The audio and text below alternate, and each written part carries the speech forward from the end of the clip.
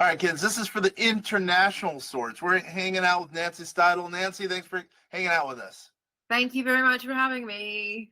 Man, this is going to be fun. You know why it's going to be fun? Because we don't usually talk international stuff, but luckily I'm hanging out with you today, and we're going to talk for, about 10 minutes talking about international clients, meaning outside the United States, maybe even inside the United States really quickly. So why don't you just mention to me what we were talking about off air about really how you can add value to someone who's just a startup company. Absolutely. So I deal with international clients around the world. There is a core, like an apple has different colors, but there is a core when it comes to business. So no matter where you are in the world, the first thing I always say to clients is do a business plan. But I do find that a lot of clients that decide, let's say you're in the UK and then you decide, well, I'm going to open up something in the States. It's very important that you do a business plan for that international market, because a lot of people think, well, I'm in the UK, everybody, the world is like the UK, but they're not. So when you go into the US market, you really need to understand that. I did an economics course at Harvard University, and one thing I learned was there was a case where McDonald's in America opened up in the UK, and they failed really badly at the beginning because, I'm from Canada, you're from the States, and we're very friendly. And when people, when you go into the shop, everyone's like, hi, how are you? But in England, it's very conservative. So people would go up to the till and they'd go, hi, how are you? And they would be like, no, don't speak like that, So you need to know the cultural differences, and also from your angle, the tax purposes, because everywhere has different tax structure. Geneva is tax-free, Dubai has got a different tax system. So it's really, before you venture into those areas, you need to understand the target audience, the growth, the size, and just doing your homework on the sort of things before you set up a business in different areas. Well, how do you do that? Because I don't know how you would do that, because you have clients in all countries, it sounds like. How can you individually do that? So I mean, a good example is I had a client from Iran, and she wanted to open up a health app, and she wanted to start on the innovative visa that was in the UK. So I help people through the innovative visa as well into the UK. And I told her, you have to come to the UK for a year and really feel this market before you set up.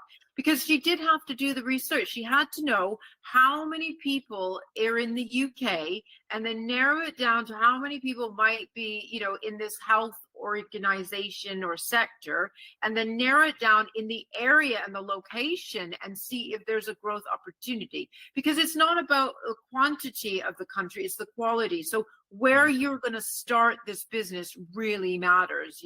If you're going to come to London and start a business in London, then there's a bigger sort of scope of people that if you would start in Oxfordshire, let's say. But then again, those people might not be your target audience in Oxfordshire, and they might be in London. So you need to spend a really good time and understand the country and the demographics and the economics of it.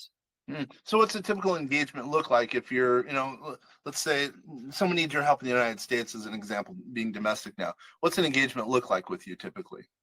Well, I really have to find out what they want to do in the UK, so also look at their business plan, and maybe, the business plan in the US market might be not suitable for the UK. So we might have to do a brand new business plan.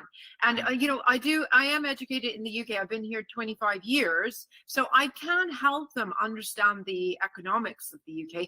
But again, I would suggest that they come over, even on a tourist visa, to see this before they come out.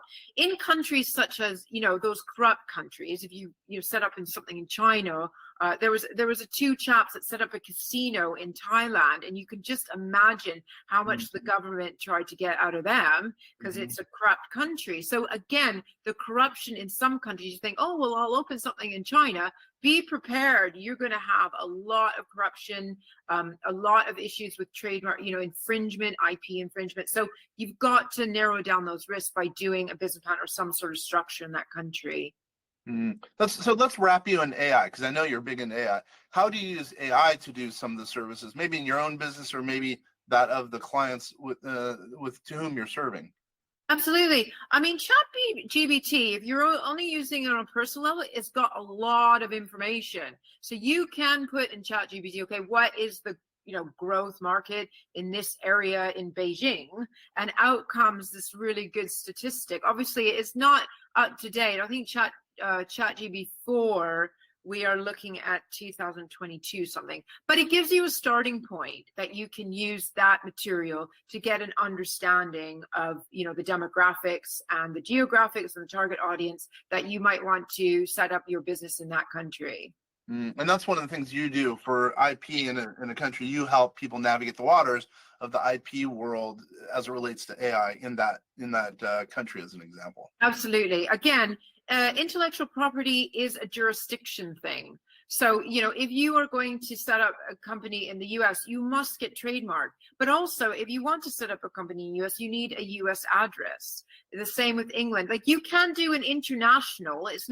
It takes a longer period, but it would be individual applications. So I have done a huge international one where I've collectively done 30 countries, but they're all separately. So the application goes in, but I have to monitor them, all of them. So some of the clients, US takes about 2 years at the moment to get an application through. So you do need to start the process as soon as possible. And that's what you do. Wow, I didn't realize that. Wow. 2 years, that's a little scary. Luckily that's they are a little bit under, they don't have enough staff. So, you're really waiting a lot. That's why they're paying you the big bucks. But intellectual property, I was taking the ferry. I live in Washington State. We're the biggest ferry system in the United States. And one of my buddies who's an attorney, not an IP attorney, I said, why are IP attorneys paid so well? He's like, well, if you don't have your name, you don't have anything.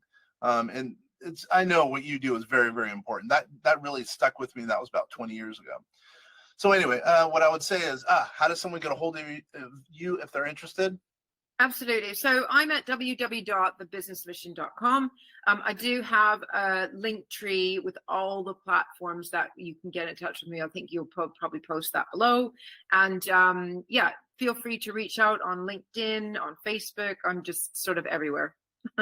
You are everywhere. You're having a new book coming out. I love dealing with you. You're one of my favorite people to interview because you're global. You really are global. You have a big name. You add value to your clients. Plus, you're just a charming individual. I really appreciate spending time with you.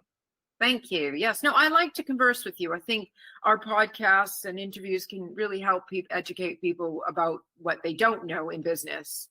I love it. Yeah, people don't know everything, and this we're here to help add value.